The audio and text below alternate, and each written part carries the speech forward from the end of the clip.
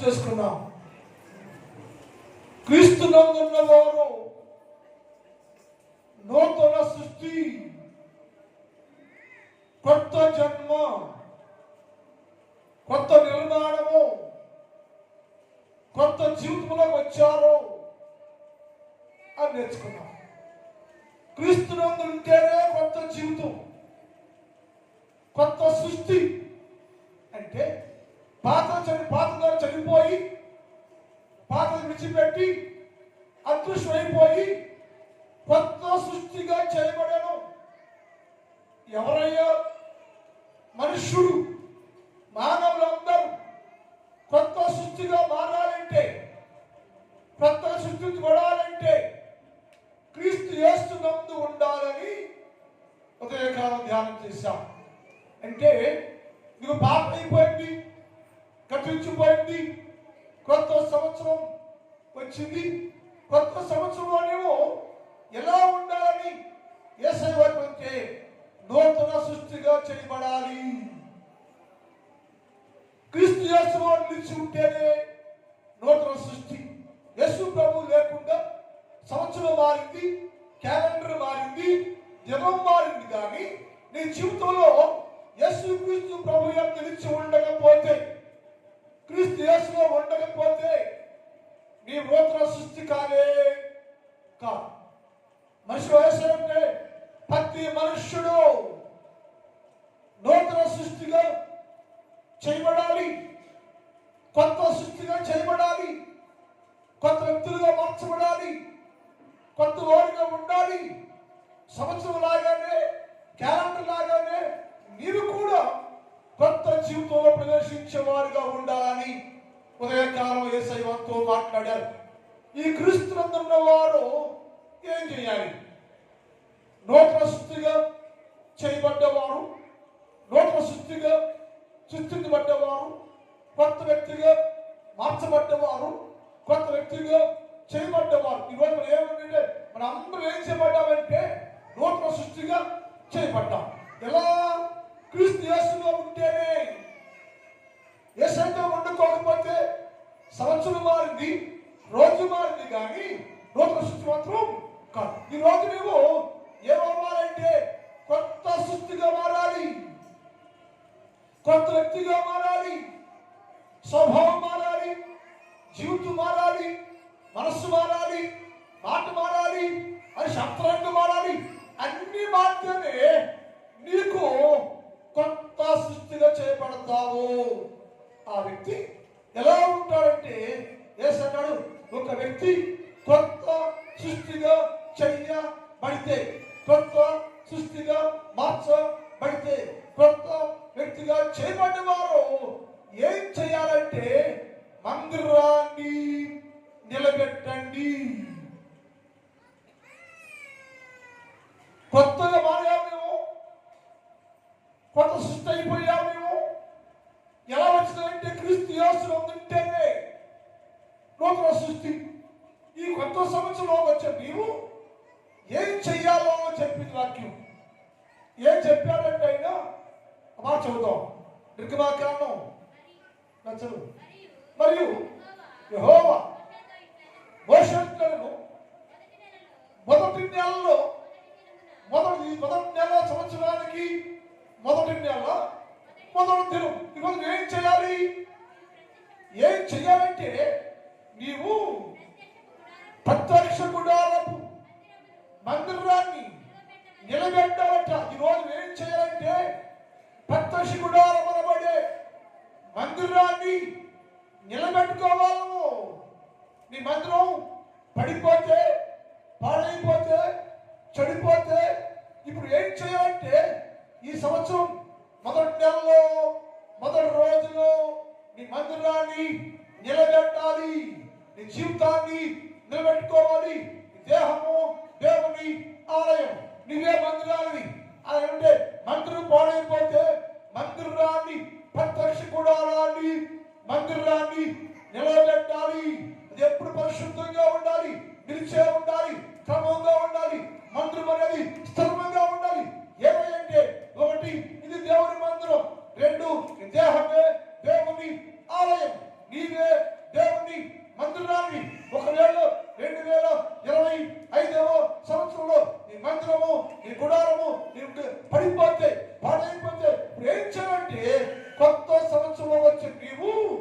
మందిరాన్ని నిలబెట్టాలి.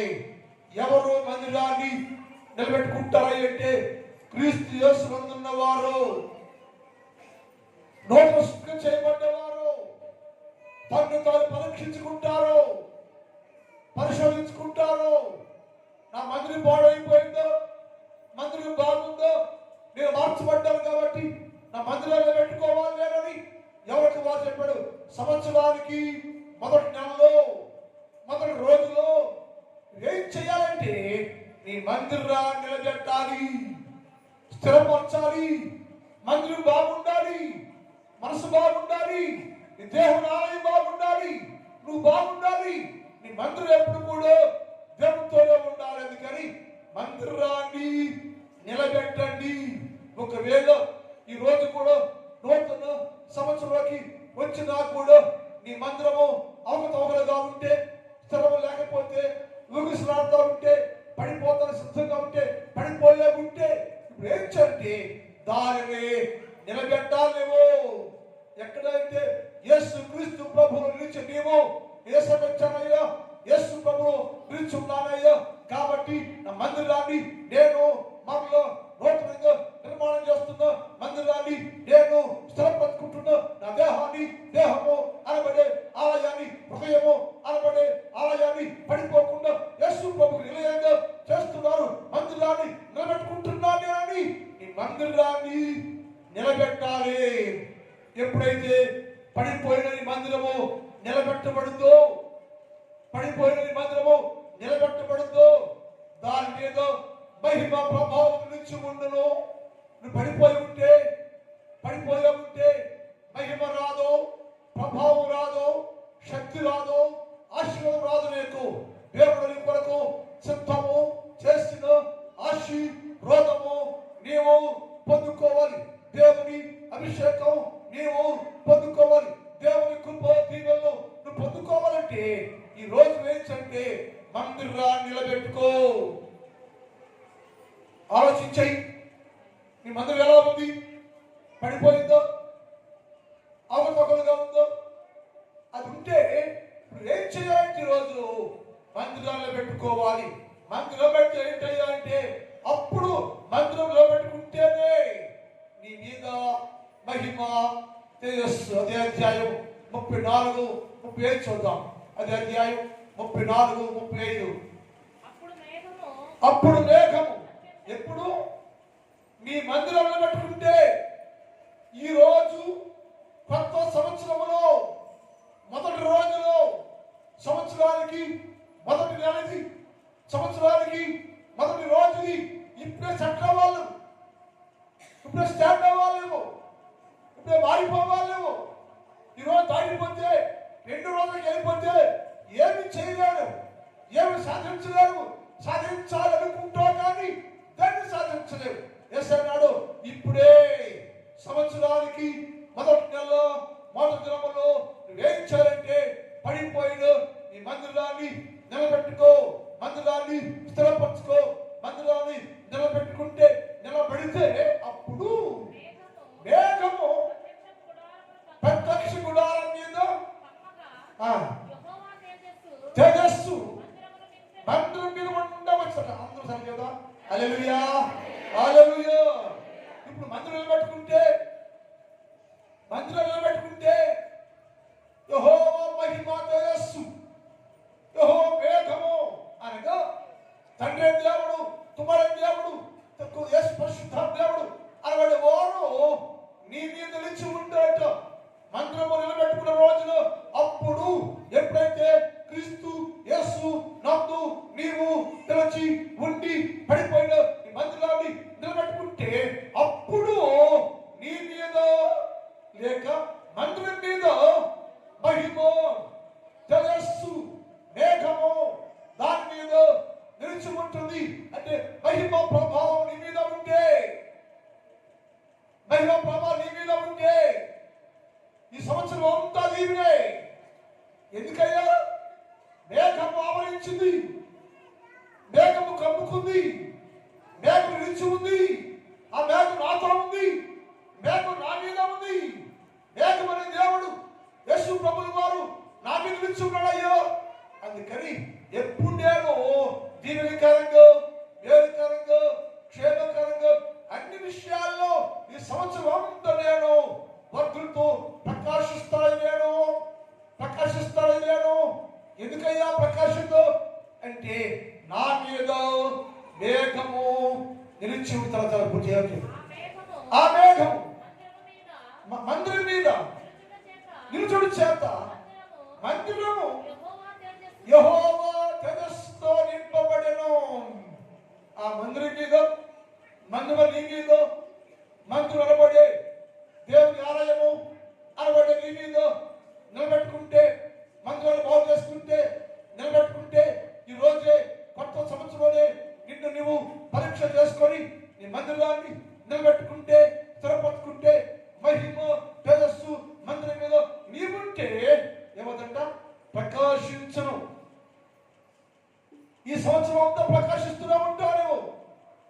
చీకటి గాని శోధన గాని ఏది రాక ఈ సంవత్సరం అంతా దీవెనకరంగా, క్షేమకరంగా, మేలుకరంగా అన్ని రంగాల్లో వర్ధులుతూనే ఉంటావు, దీవించబడుతూనే ఉంటావు, క్షేమకరంగా ఉంటావు, ప్రకాశించేవారుగా ఉంటావు.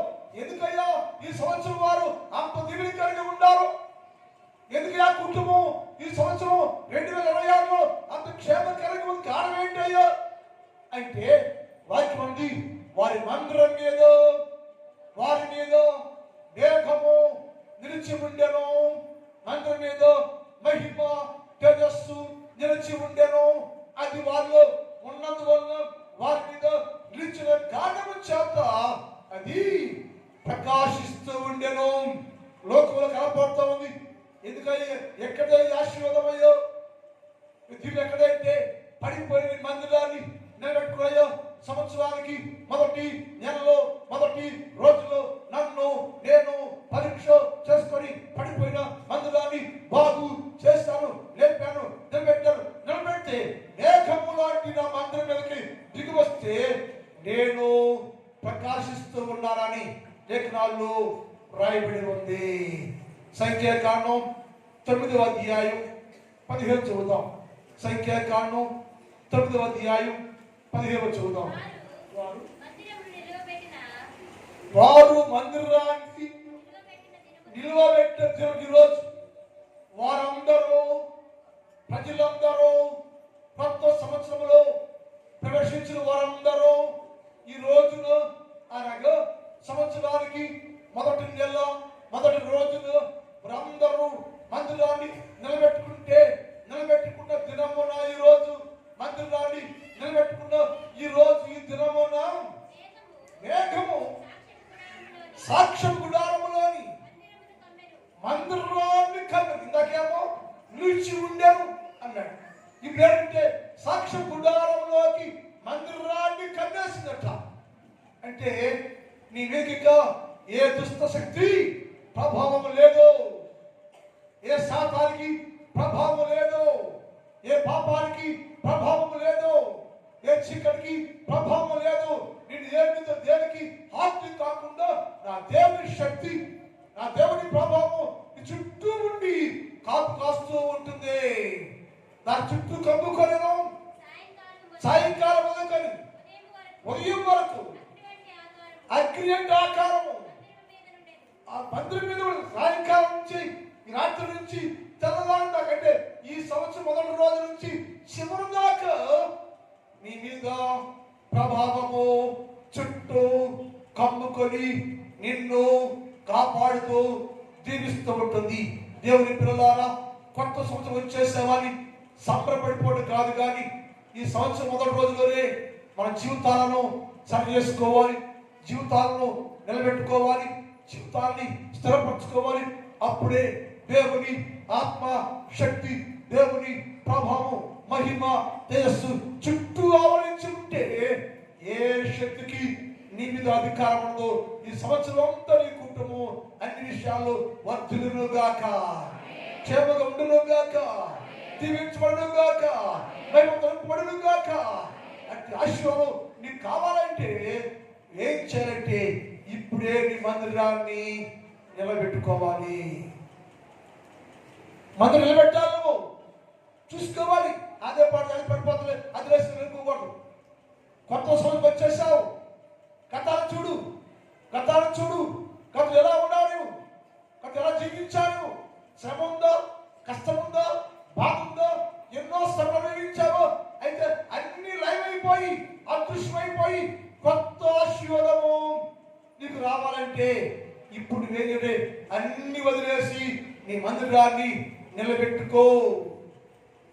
కొత్త సంవత్సరం అప్పుడు మాట అంటే మొదటి నెల మొదటి రోజు, ఈ రోజే ఏం చేస్తూ పోతే ఎప్పటికీ నీ మందిరము బాగానే బాగుంది. ఎందుకంటే నిర్లక్ష్యంగా నేను అయిపోయిందిగా, ఈరోజు అయిపోయిందిగా, రేపు అట్టా రోజు మర్చిపోతాయి, కానీ నీ జీవితంలో ఆశీర్వాదం అనేది రాదు. అందుకని ఇప్పుడే నువ్వు నీ మందిరాన్ని నిలబెట్టుకుంటే మంచిది. అప్పుడు నీవు దేవుని సన్నిధిలో ఆ చుట్టూ మహిమ కమ్ముకుంటే ఆశీర్వాదకరంగా ఉంటావని లేఖనాల్లో రాయబడి ఉంది. అది నిర్గమకాండం 34 అధ్యాయం 1-2 చదువుదాం. నిర్గమకాండం 34.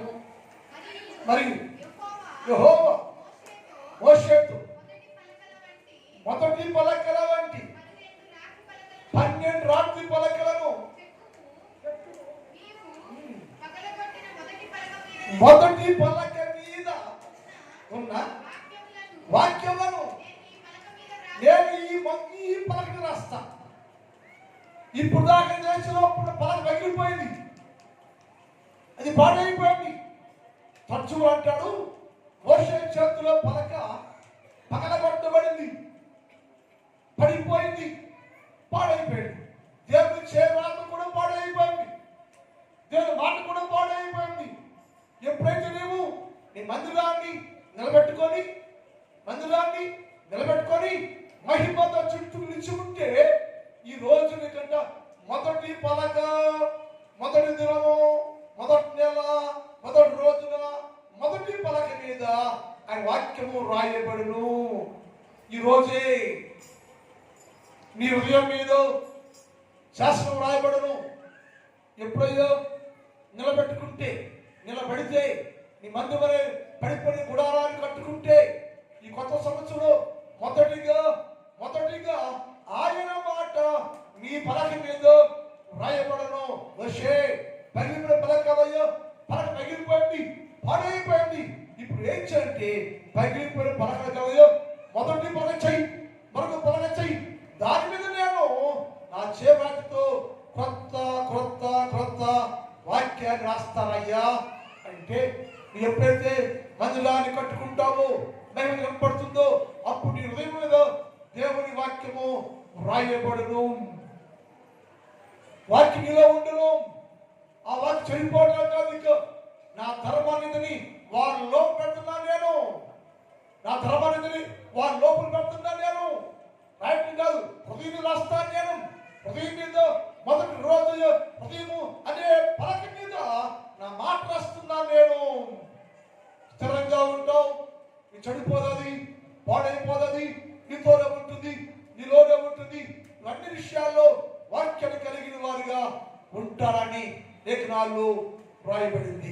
కనుక దేవుని పిల్లలారా, ఈ ఉదయకాలంలో నువ్వేం చేయాలంటే పడిపోయినా నీ మందిరాన్ని నిలబెట్టుకుంటే నా దేవుడు నీతో కూడా ఉండి మహిమ తేజస్సు నింపి భద్రపరిచి సంవత్సరం అంతా కాల్చి కాపాడి ఏ శక్తికి, ఏ వ్యాధికి, దేనికి నీ మీద అధికారం లేకుండా చుట్టూ మహిమ కమ్ముకొని నేను కాపాడుతూ ఉంటాడని ఒకటి రాయబడింది. రెండోది నువ్వేం చేయాలంటే మందిరాన్ని నిలబెట్టిన తర్వాత దానిలోనికి మంగళస్థము తేవాలని రాయబడింది. దానిలోనికి మంగళస్థానం తేవాలట. మందిరం ఉంది, మందస్సం లేదు. మందిరం ఉంది, మందస్సం లేదు. మందిరం ఉండి మందస్సం లేకపోతే అది ఖాళీ టెంపుల్, అది ఖాళీ గుడి, అది ఖాళీ ఇల్లు, అది ఖాళీ మానవుడు. అది యేసై లేడు. మందస్సం అంటే యేసు ప్రభు గుర్తుంది. నీ ఎప్పుడైతే మందిరం నిలబెట్టి మందిరంలోకి ఏం తేవాలి మొదలుగా అంటే మనస్సాన్ని తేవాలి.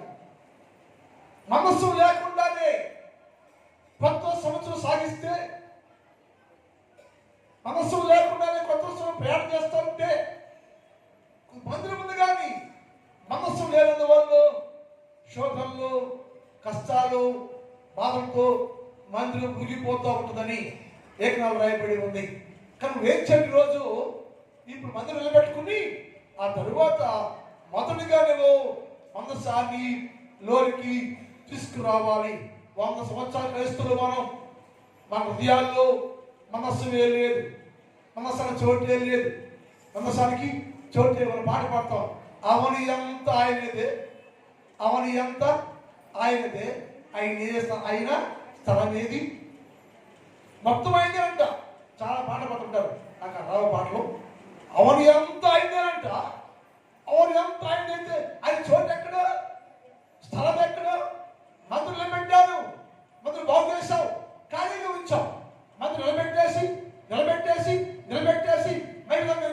మహిమ నిలిచి ఉంటే దాని మనస్సు లేకపోతే మహిమ అది ఆవిరిగా మార్చబడను. ఉదయకాల మంచు వలె ఉండును, తేలిపోవను, మబ్బులాగా ఉండను, తేలిపోవను. మనస్సు లేని కారణం చేత మహిమ వేరైపోవను. మనస్సు లేని కారణం చేత మహిమ నిన్ను విడిచి వదిలిపోవను. కాబట్టి ఎప్పుడు ఆశీర్వాదకరంగా, దీవెనకరంగా ఈ సంవత్సరం అంతా కొనసాగాలంటే నీ మందిరం బాగు చేయబడి దానిలోనికి మనసాన్ని తెచ్చిపెట్టాలి. అనగా యేసుక్రీస్తు ప్రభుల వారికి స్థానం ఇయ్యాలి. ఆయన నీలో ఉండాలి, నీతో ఉండాలి. క్రీస్తు యేసు కలిగిన వారిగా ఉండాలి. యేసకి చోటు లేకుండా, వాక్యానికి చోటు లేకుండా, యేసు ప్రభు లేకుండా నువ్వు ఉంటావు. కానీ మందిరం ఉంటుంది కానీ ఖాళీ టెంపుల్ అది. మందిరం ఉంది కానీ మహిమ లేదు, మందిరం ఉంది కానీ ప్రభావం లేదు, మందిరం ఉంది కానీ కాపుదల లేదు. ఏమిటంటే మందస్సము లేని కారణం చేత దానిలోనికి ఆశీర్వాదము ఆగిపోయాను. మందస్సము నీతో ఉంటే, నీలో ఉంటే, నీ మందిరంలో ఉంటే, నీ గుడారంలో ఉంటే, నీ ఇంట్లో ఉంటే, నీ ఒంట్లో ఉంటే, క్రీస్తు యేసు మనస్సాన్ని కట్టుకుని కడిగితే నీ ఉంచుకుంటే నా దేవుని ఆశీర్వాదము చిరకాలము నీతో కూడా ఉండరు గాక. అంటే మనస్సు ఉంటేనే ఆశీర్వాదం. ఏమంటే మనస్సు ఉందంట తెలుసుకుంటే అక్కడ అగ్రి అవాక్యం చేయమా. మీరు మనస్సమును యాజకులైన లేవీయులు మోసుకుని పోవాలట. ఈ మనస్సాన్ని ఎవరు పోయా తెచ్చిపెట్టాలంటే మనస్సాన్ని ఎవరు తేవాలంట? నువ్వు తెచ్చుకోలేవు. ఎవరు తేవాలి? లేవీయులు తేవాలి. నేను తేవాలి.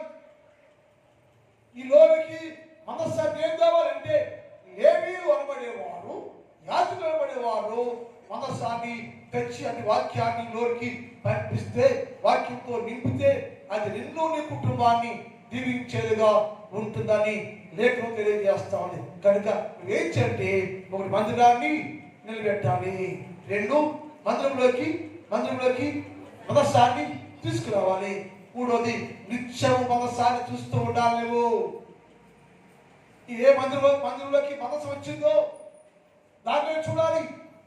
మనసు పెట్టేసి మనసు అక్కడే పెట్టుకుని ఒక ఇంట్లో మనస్సు ఉంది, చాలా కాలం ఉంది, ఆయన దీవెన రోజు మనసు పక్కన నడుస్తున్నాడు. ఆయన మనస్సు పక్కన నడుస్తున్నాడు. కాయంలో ఆశీర్వాదాలు రోజు చూస్తూ ఉన్నాడు. మనస్సు పట్ల శ్రద్ధ దాని చోటుల్లో నీ కుటుంబము ఆశీర్వాదకరంగా ఉండాలంటే మనస్సాన్ని చూస్తూ ఉండాలేమో. అనగా యేసుక్రీస్తు వైపు చూడాలి, యేసుక్రీస్తు ప్రభువు వరకు చూస్తూ ఉండాలి. అన్నాడు, భూతిగతులు వస్తున్నారు నా వైపు చూడండి, భూతిగంతో నివస్తున్నారు మనుషులారు మనస్సమే నా వైపు చూడండి, నా వైపు చూస్తే నేను మీకు పరిపూర్ణమైన ఆశీర్వాదం ఇస్తానయ్యో అని చెప్పాడు. పరిపూర్ణ ఆశీర్వాదం అంటే ఎప్పుడైతే మనస్సాన్ని చూస్తూ ఉంటే ఎక్కడున్న మనసు అయ్యేది? రోడ్లు లేని మనసు మంది ఎక్కడికి వచ్చిందంటే మనస్సము నీ ఇంట్లోకి వచ్చేసింది, మందులోకి వచ్చేసింది, నీలోకి వచ్చేసింది. నీలోకి వచ్చిన మనస్సాన్ని చూస్తూ ఉండాలి. అంటే ప్రతి రోజు క్రైస్తవుడు మనస్సాన్ని చూస్తూ ఉండాలి, కలిగి ఉండాలి, చూస్తూ ఉండాలి. అప్పుడే నీకు మార్చ జాలని ఆశీర్వాదము 2026వ సంవత్సరంలో యేసు ప్రభువు వారు నీకు అన్ని సమకూర్చును గాక. ఆ దేవుని వహించుంటే ఈ సంవత్సరం మొదటి నెలలో మొదటి రోజు యేసు ప్రభువు వారిని 1 మందిరాన్ని పెట్టుకోవాలి, 2 మనసాన్ని చేర్చుకోవాలి, 3వది నేను మనసాన్ని చూస్తూ ఉంటే నా దేవుడు ఈ సంవత్సరం తను దీవించును గాక. ప్రార్థన చేద్దాం, చిన్న ప్రార్థన చేద్దాం. మోకరించండి అందరిసారి. సంవత్సరం మొదటి రోజులో ఉన్నాం మనం. ఈ రోజు అన్న మా కాళ్ళు తల్లి చిన్న ప్రార్థన చేద్దాం. ఒకసారి అందరినీ కాల్ చేసి ఏసయ్యా నా కొడారాన్ని పెట్టయ్యా తల్లి.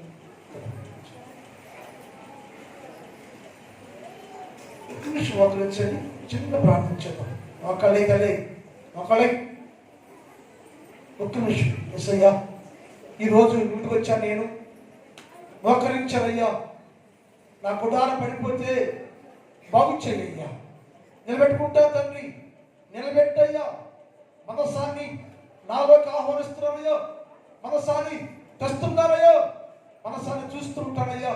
ఇప్పుడు దాకయ్యా మనస్సు లేకుండానే, మనసాన్ని వేయకుండానే, మనసాన్ని స్థలం వేయకుండానే, మనస్సు లేకుండానే జీవించేసయ్యా. ఇప్పుడే గ్రహించాను నేను, నీ మనస్సాన్ని నేను కలిగి ఉంటా, మనస్సాన్ని చూస్తూ ఉంటా. ఈ సంవత్సరం కాలం అంతా నా కుటుంబాన్ని దివిలికరా మార్చయ్యా, దివిలికరా మార్చయ్యా, మేలుతో నింపయ్యా అని దేవుడితో మాట్లాడమ్మా.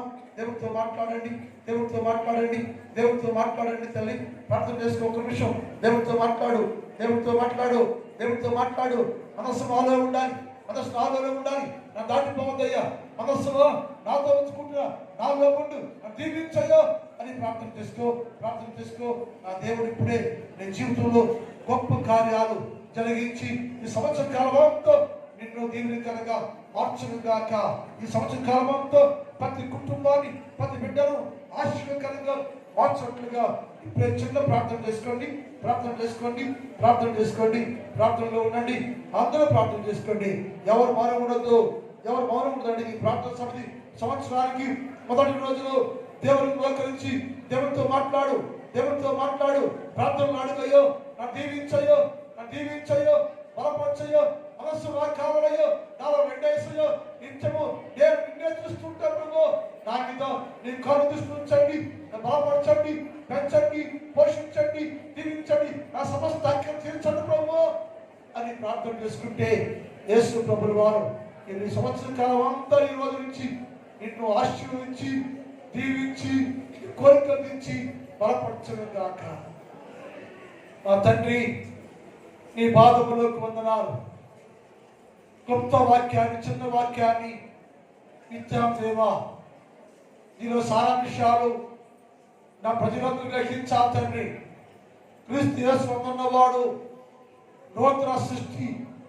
అలాంటి వారు ఏం చెయ్యాలంటే మందిరాన్ని నిలబెట్టాలి అని చెప్పారు.